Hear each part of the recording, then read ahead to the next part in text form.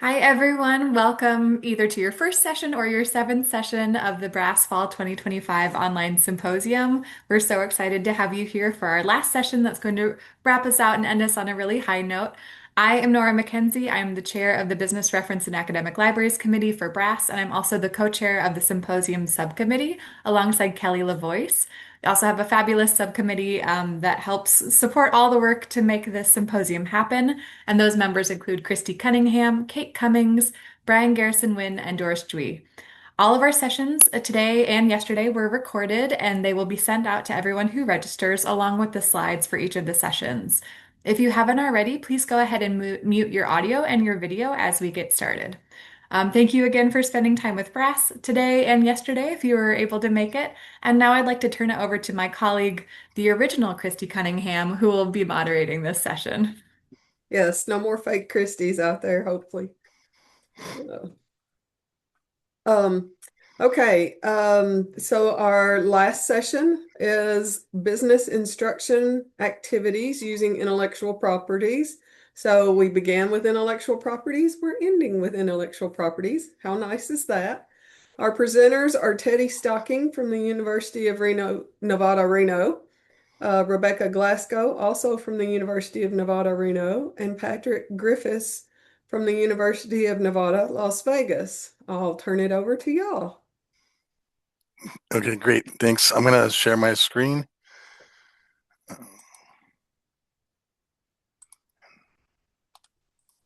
And is the title slide visible? Yes, it is. Thank you, Patrick. Thanks. Okay, so all right. So here's our wonderful session here. Well, we've already been pleasantly introduced. So a little background about this. Design thinking and intellectual property. Design thinking and intellectual property are emerging concepts in library instruction. Design thinking is an engineering concept, but it's applied to entrepreneurship and a lot of times within makerspaces. Makerspaces can be, but are not always within libraries. When we're talking about IP, intellectual property, we're talking about patent, trademark, trade secret, and to somewhat of a lesser extent, copyright. And IP librarianship is usually practiced in conjunction with a program run by the United States Patent and Trademark Office called the Patent Trademark Resource Center Program. We have one here at UNLV, and there's one also at UNR in Reno. Okay, so this is kind of my part of it, is about interactive programming and practical workshops highlighting activities that we use that are engaging and interactive. Alongside myself, my colleague in the Patent and Trademark Resource Center here at UNLV is Young Woo Ban. He's a research librarian, a law library at a law library here at UNLV. So these activities I'll go over a little bit. There's a few of them, spot the IP, and I'll just I have title slides for each of them, so I'll just go through, but this is a preview of the activities that we've done and that I'm going to go over briefly. So spot the IP activity. We try to introduce a common brand of a common product that people are familiar with. And then we have an activity where they try to identify the types of intellectual properties associated with that. Like, for instance, Starbucks, the trademark aspects of it, the patentable aspects of it, and things that could be subject to copyright. So things like this. And another activity is a matching activity where they have to identify type of intellectual property to commonly known products and brands and such. And so this is like, you have like these tokens where you it's a physical matching game, but it can also be done in a virtual environment or like a Mentimeter or like a polling type of software. So to kind of show what that looks like, in the physical aspect of it, is like these are the categories on top, the big tokens of the types of intellectual property, and they have to match the smaller tokens with these examples to the type of intellectual property that's they are most commonly associated with. And we also have an activity about common aspects of Creative Commons licenses where they have to sort of match as well. And the way that that looks is like they're given like these different sort of laminated aspects of these Creative Commons license, and then they're given scenarios, and they have to like put those together to identify the type of Creative Commons license, like giving attribution, non-commercial use, no derivatives, and so forth. So it's another kind of variation on a matching game, and these are like laminated, you know, cards. In addition, we have it's like a description of a patent that can be used for keyword searching, and that can be done in two ways. One way is to give like images, figures from commonly known patents, and then leave those figures blank and have them identify some words to describe those images. And then also you could do where you're given those kind of words for the figures, and they have to kind of draw the parts of an invention. The first one we use a little more because we want to kind of give them some language to use for describing an invention and aspects of an invention, a patent that they can use for searching within the patent literature. In the trademark field, we have this likelihood of confusion activity. How confusingly similar are common brands and such? Are they or are they not? This can also be done virtually or in person. This is an example we use where these appear very similar, but since they're different classes of goods and services, then this might not be considered confusingly similar. But we give them examples like this, and they have to kind of determine whether they are confusingly similar or not, and why or why not. Building off of that is this strength of a trademark activity, where we kind of give examples, and we have this scale. This is a scale of like the strength of a trademark. Is the words generic, descriptive? Is it suggestive or fanciful, arbitrary? These are stronger. So it's more like being able to delineate between more generic and descriptive trademarks versus ones that are more suggestive, fanciful, or arbitrary. Like this, like these are generated with AI. We're not using real world examples for this, but this can be done with like a poll or something where like this one is kind of, it's a little bit descriptive. And so we give various examples, and they have to make a determination about which one, if it's descriptive or more suggestive, arbitrary, or fanciful.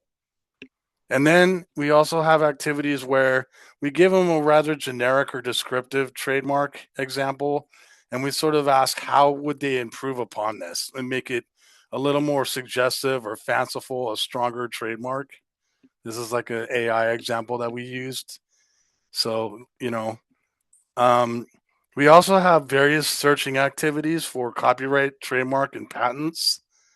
So, giving them an opportunity to search for existing copyrights, trademarks, and existing patents, like searching the Library of Congress catalog for commonly known trademark stuff, things that they might be familiar with, and gives them an opportunity to give that a try, as well as with trademarks, some commonly known trademarks and how searching works and how you can limit by product classification or service classification and other fields. And then with patents, give them something they might be familiar with. And then we use Google Patents for this, which is free and freely available. And then we just have them try to like identify keywords and use keywords to find what this actually is and what the title of it is, and then what kind of like fields of the name of the patent, and like what kind of categorization code that might fall into. And then I'll go ahead and those are the ones that we have here, and I'll give the remainder for our colleagues at University of Nevada, Reno. So I'll stop sharing my screen, and we'll of course take questions at the end. Oh, All right. sorry. I attempted the switch here. Oh, I might be sharing the wrong screen though. Let's see. All right. I think we're on. Are we on now? Can everyone see the ID wallet and top secret? Yeah. Yep. Great.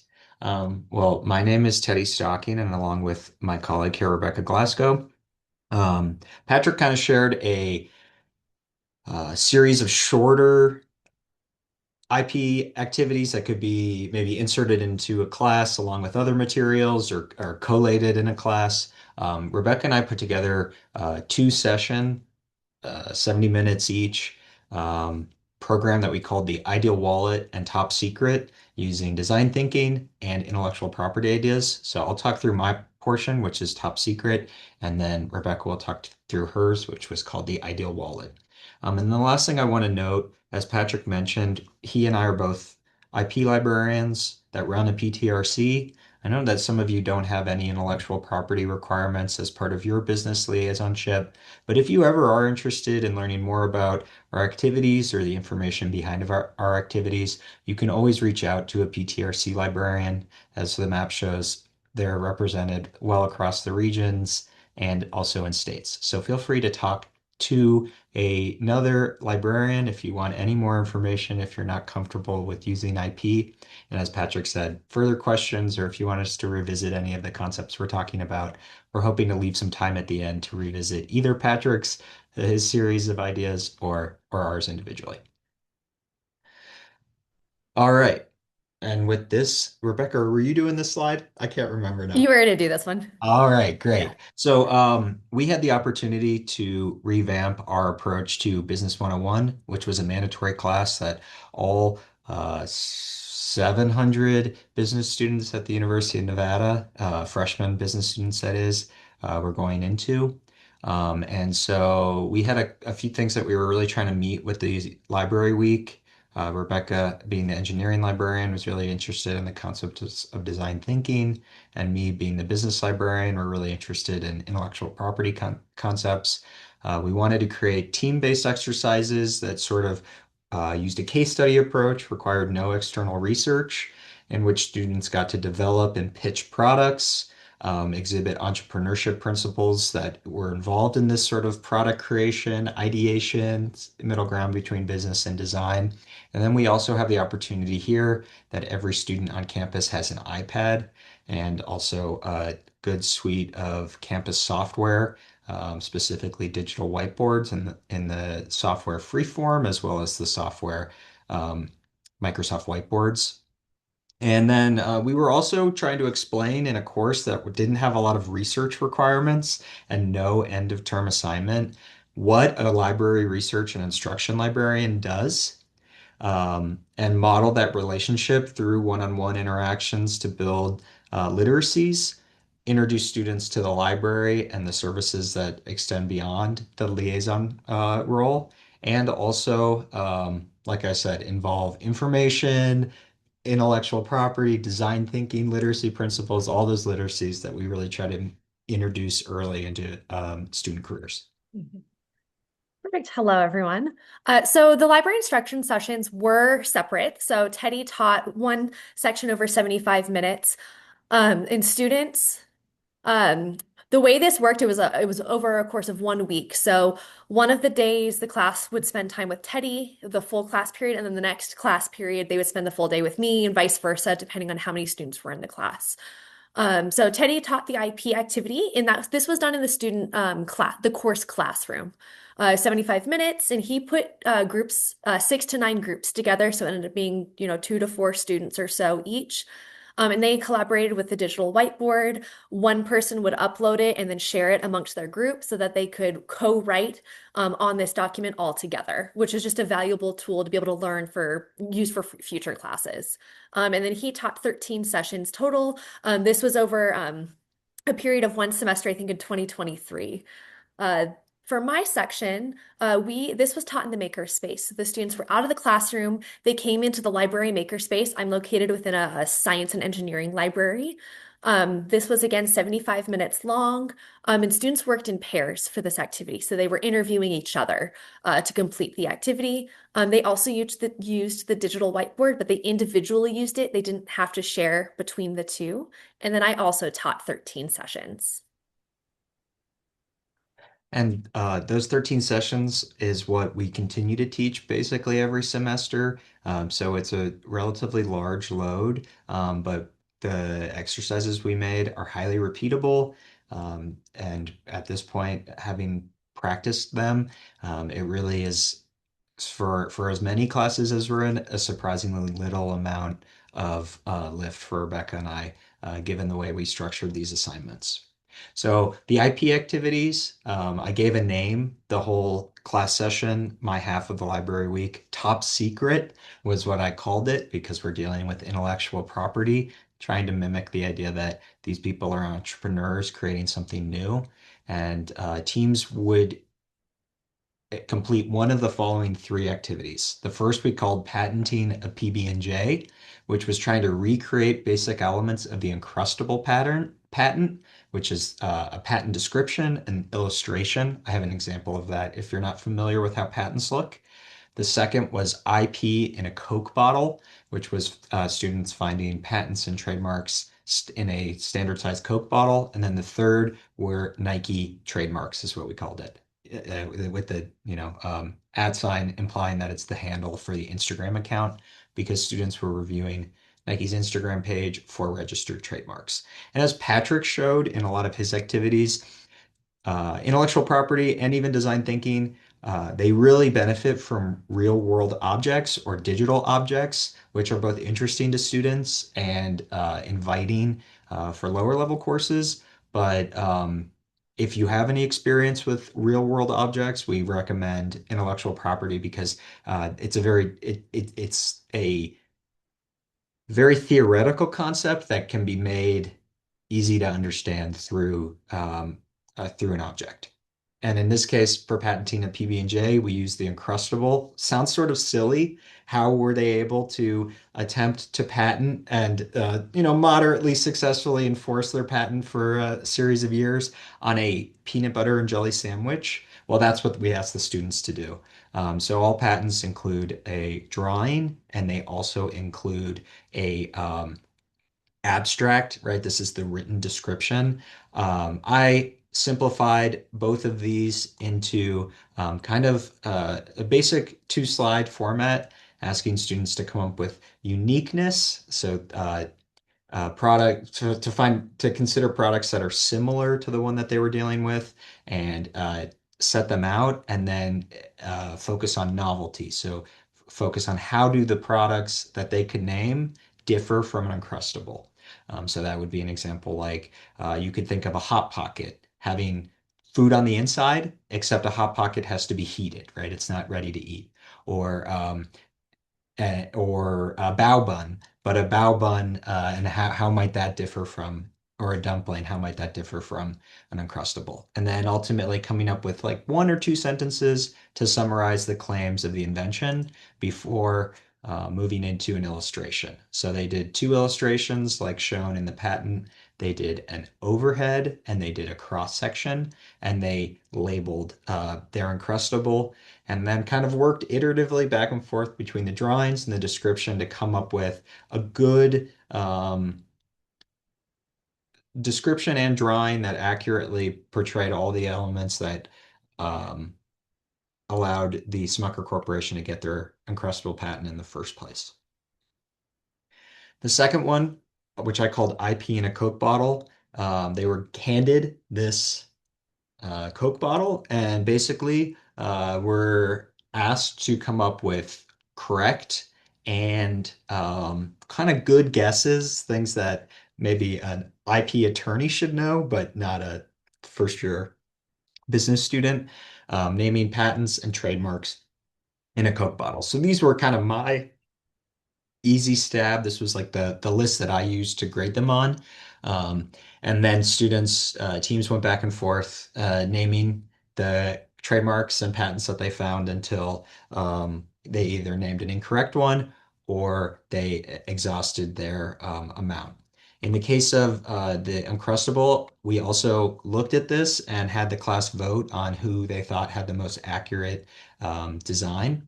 In the case of the Coke bottle, that competition of naming them until they stepped on the mine, so to speak, got one wrong or exhausted their list, decided the winner between teams. This was the simple form we used, and as we said, we'll cover where you might get access to some of these lesson plans at the end of the session. The last one was Nike trademarks. This is just an example. So on the left is an ad that you might see on an Instagram. And then on the right is the trademark search database.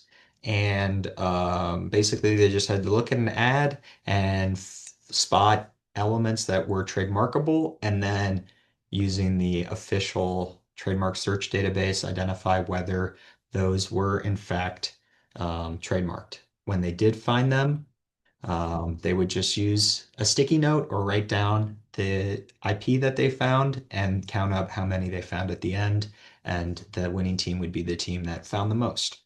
This QR, if they were to scan it, would take them to the official trademark search site. And then the instructions on the left show them how they might find the Nike Corporation's official marks.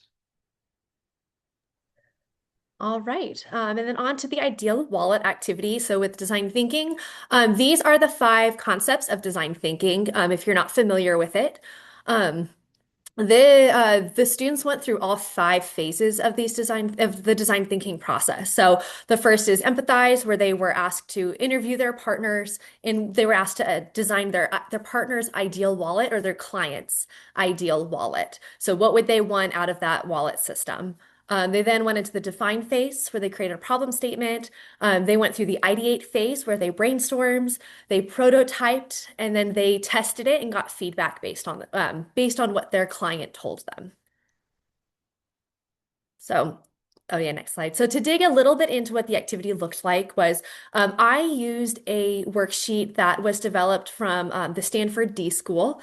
So I adapted it slightly to fit more of the timing parameters and the expectations of my class that I wanted to teach within the 75-minute session. But I had a presentation slide, which is what you're seeing up here right now.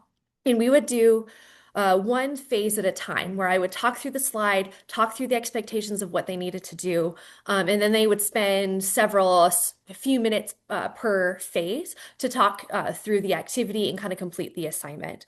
So this first phase, the empathize phase, was they had 3 or so minutes each to ask each other questions about what their wallet currently looks like. What do they like about their wallet? Why did they buy the wallet? What are things that they would want in a future wallet? And then they, after doing that, they swapped and they asked some deeper questions. I wanted them to think about the human behind the wallet project or the wallet. So, why do they have certain preferences? Why do they not like certain things? Do you have hobbies or things that you would want to incorporate into your wallet? So this gave a chance for students to be really creative with the process and really kind of dig in and design something that's very unique for that one specific person.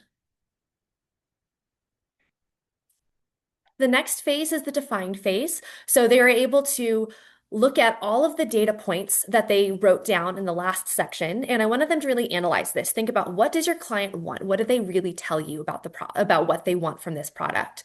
And I wanted them to write down, what are some basic findings that you're able to capture, and what are some of those insights? So why do they have those certain desires?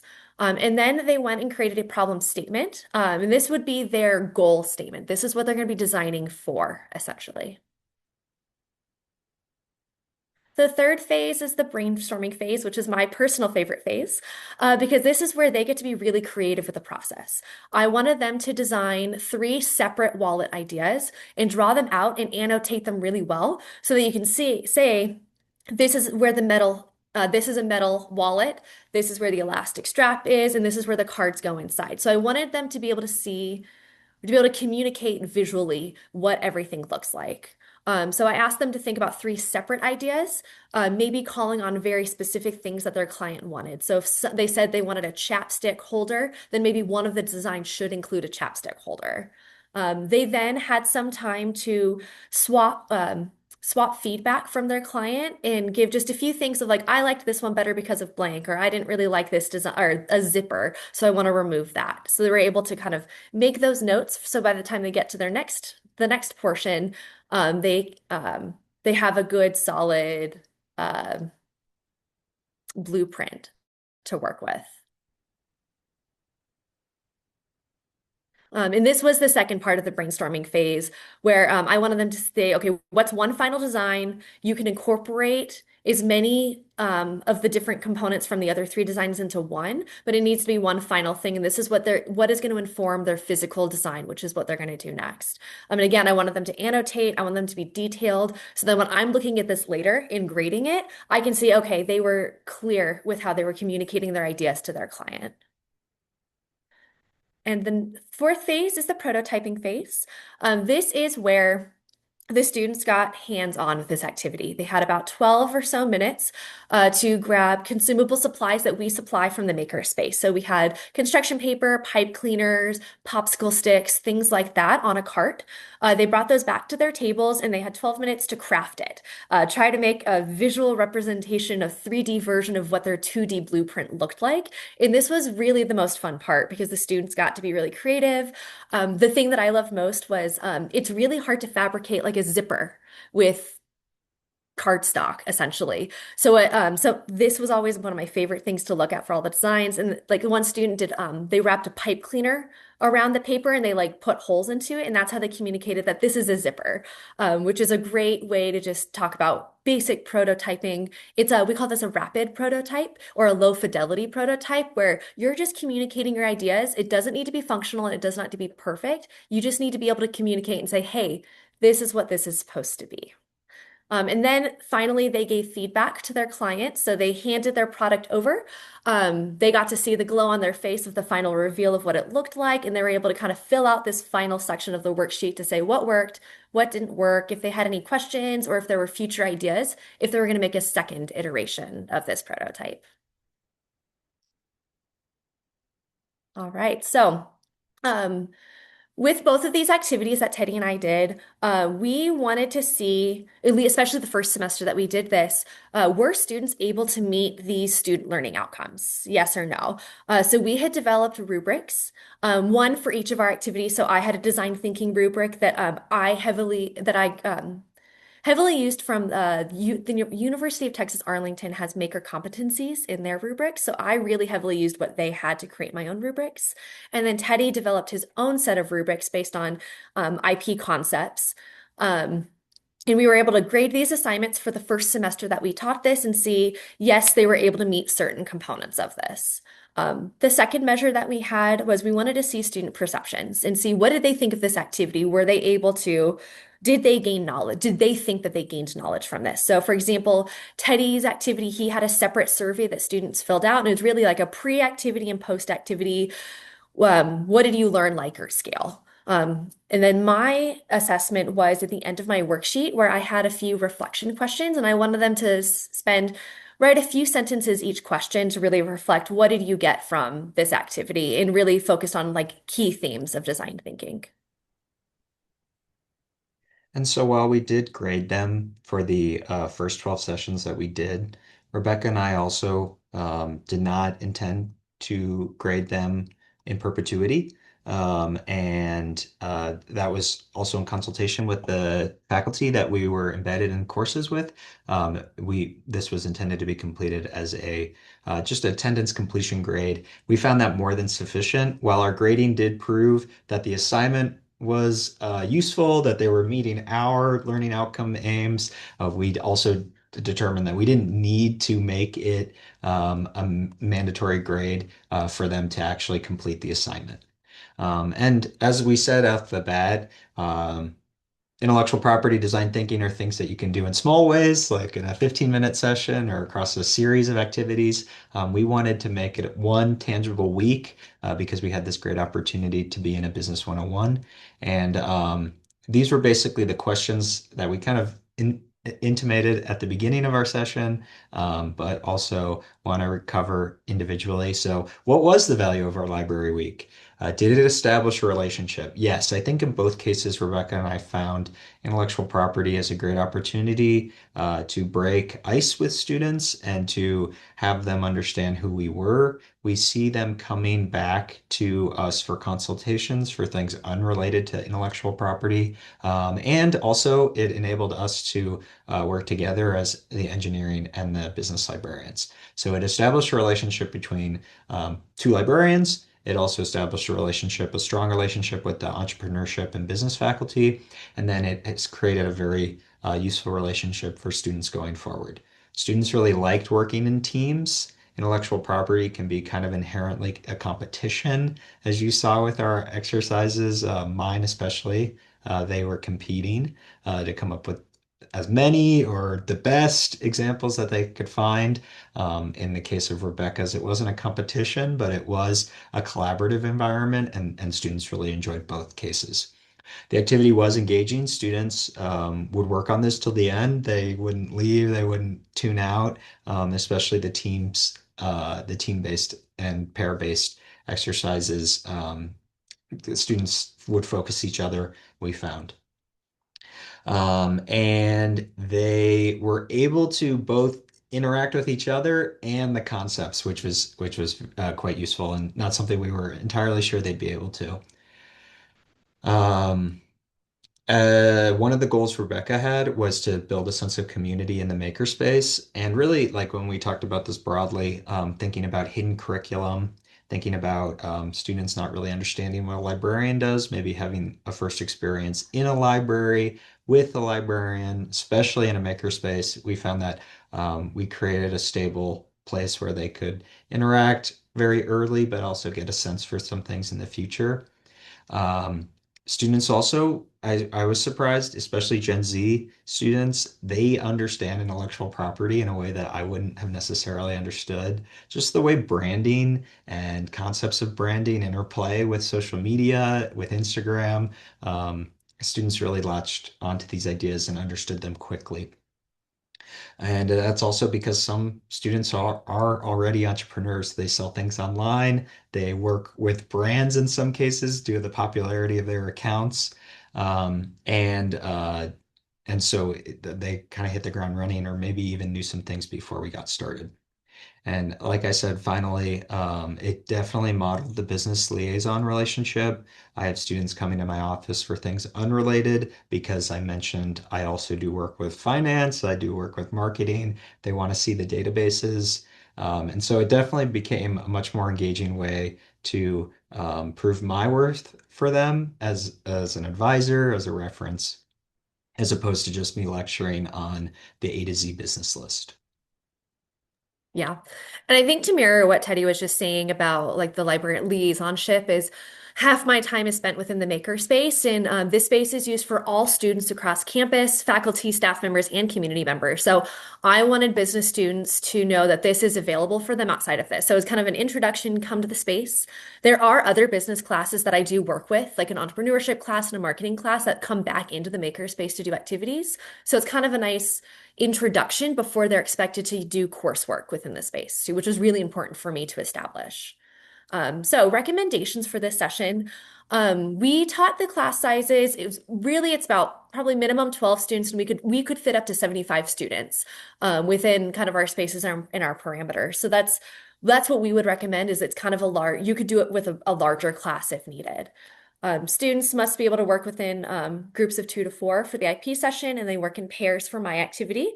So that's why we recommend at least the 12 students. So you have at least a few groups for Teddy's session. And you do need ample workspace for the design thinking activity because they are working and crafting a prototype. Smaller little tables just don't work quite well. So that's why we host it in the maker space so they have a full working table with their partner to be able to work with. Um, Another really big thing is that students will complete the exercises themselves. It's really a flipped classroom model where we teach for a little bit and then we hand it to them to really engage with the topics. But Teddy and I, for both of our sessions, were still consistently walking around the classroom, engaging with students while they were doing their own work, asking follow-up questions. If at least for me, if I noticed there was a pair that was done early, I would go chat with them and ask a few questions and kind of get that conversation going again. And then we would do kind of both of us would do a bigger wrap up at the end so that while everything is preset and it's easy for us to teach the session, we're still engaging throughout the entire time. So we're still connecting with those students. Um, We also recommend, we used iPads because we are a iPad university. There's a digital Wolfpack initiative, but this can be done with paper instruction as well. So we actually realized throughout this there were some troubleshooting issues. So if a student's iPad wasn't working or it was dead or the worksheet was having issues, I had paper backup copies that I can hand to them. It was the same exact thing. So if your university, if you don't want to depend on iPads, tablets, or laptops, you can print everything out and just hand it physically to the students to do it. Um, and these activities are recommended for really introduction and promotion of the library. It's a Rather than coming and doing a library tour or a basic database tour or a makerspace tour, it's nice to just have them be in this space, do something that's engaging and very memorable so that they know that they feel welcomed and they can come back. And I think something that's also very important is not every university has a makerspace, especially within the libraries. So these are activities that you can do separately. Like if you're only interested in the IP concepts, then you can just do that one. If you think the makerspace stuff is really cool or design thinking, you're also more than welcome to just you do that one on its own. Or you can work with, if you happen to have a makerspace librarian or an engineering librarian who would love to work with you, it could be a great collaboration. Um, so you don't need the makerspace. You really just need a cart of supplies to be able to do at least what we're doing on my end. So in summary, as we move to the question and answer, thank you so much for participating, for listening to our presentation. Um, we're purpling now, where red meets blue. The UNLV and Nevada, we set aside our longstanding rivalry to share some examples of some maybe shorter examples of design thinking and more specifically intellectual property activities that you could use, things that you could plug into an existing class or things that you could use as early intervention. And in the case of ours, a much longer two-session library week, as we called it. If you're interested in receiving any of the documentation from the University of Nevada, Reno's Library Week, you can scan the QR to the paper we just published, or if in chat I just dropped our full lesson plans and also the activities. I don't, I see one question at the moment, but we'll open it up for questions. And Patrick, of course, if you want to say anything before we move to questions, feel free. Just thank you for participating, attending, and cede the time for questions.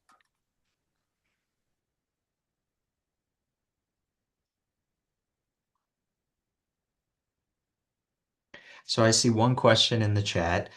It was if we could explain this term library week that we're using. For those who are kind of confused by that, that's just what we build. Rebecca's one session and my one session, we paired them together and we offered to Business 101 faculty, hey, if you want us to take a week, we can do a library week because classes here are Monday, Wednesday, or Tuesday, Thursday. And so, as the Business 101 was an introductory course, we said, hey, if you're introducing students to other services, you might as well introduce them to the library. We'd be happy to do a library week where they meet the one library we have, the Makerspace, the design engineering library, and then they also could meet me at the main library and their business library.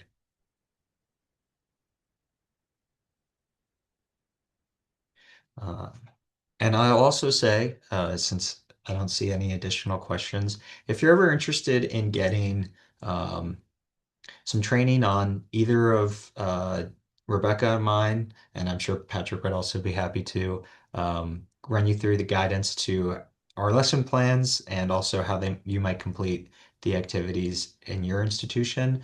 By all means, you could contact us with on any of these email addresses listed here. Okay, I see a question about the context for how I built these activities into classes. So the context for how this all started was that we created this workshop series called Beginner's Idea Bridge and had things like design thinking, ideation, prototyping, and intellectual property and commercialization. So we had a series of workshops, and so a lot of these activities came out of this. So they're like workshops for students.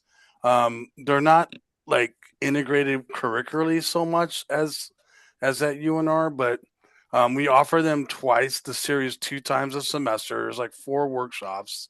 Currently, what we're doing is we're trying to transition that as well into a micro credential, like a non credit bearing micro credential series, because that's a new thing at UNLV that's pretty much taking off. So that's kind of the context and like the evolution of this would be into this kind of, and then that would require like some grading of these activities and such. But that's the context for how a lot of these were created. I think that answers that. I hope so. Thanks. Patrick, may I ask you a question on that? Do you know what platform you'll use for micro-credentialing? They use Web Campus or they call it Canvas, I Canvas think. badges? Yep, Okay, that's it. Thank great. you. Yeah, that's it. That's what we're using.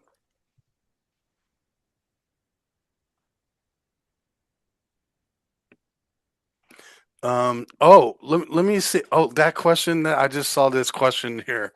Have I tried using these activities for tabling as a way to encourage engagement? Yes. Actually, I'm really glad you asked that because specifically the IP matching game with the tokens, like we go by tabling, what we mean is like our patent and trademark resource center will go to events on campus where you have a table and like a tablecloth and like literature and like promoting on campus and off campus to like community organizations. So yeah, as part of that, we do have some of these activities out for people to use and like mess around with and stickers. To share the detail of the IP matching game, we actually made it in a makerspace, like the tokens in our own makerspace. But yeah, I should have mentioned that before. But I've also done that in a virtual space with like Mentimeter, instead of having physical tokens if I ever did this virtually, which we have. And so all that is the IP matching game is just like we just made these tokens or these categories, and then we thought of common examples like Hamilton the musical or the McDonald's brand or different things in different categories, GPS, and so yeah, that's it's pretty popular, I would say. But yeah, you can make these tokens in a maker space, I think, for like low cost. And it's like engraving type soft machines, and or you could do this virtually with Mentimeter or like Poll Everywhere or something like that.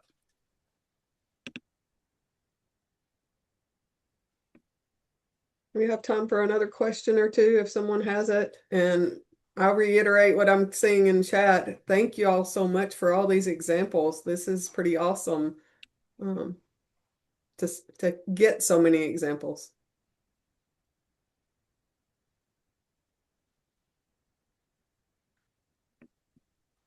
Well, seeing no further questions, and feel free to ask one if you do, but we just want to thank you again and also remind you if you do have any questions, I know that not all business librarians have intellectual property, PTRC responsibilities, anything like that, but PTRCs like Patrick and I's exist for business librarians. So if you are interested in any of this, ask us or look at the map and find your local PTRC. And the same goes, I think, for most maker spaces.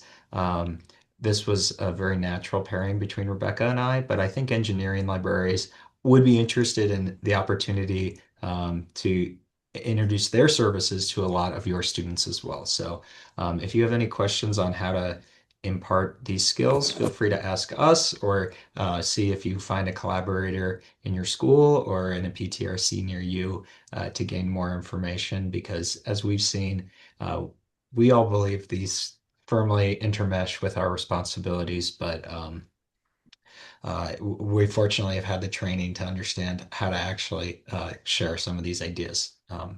So thank you very much. And I don't know if any of my colleagues want to say any last words.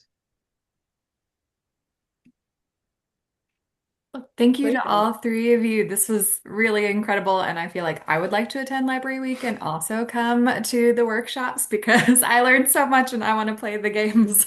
So, thank you so much. And then Doris, if you want to go ahead and turn off the recording.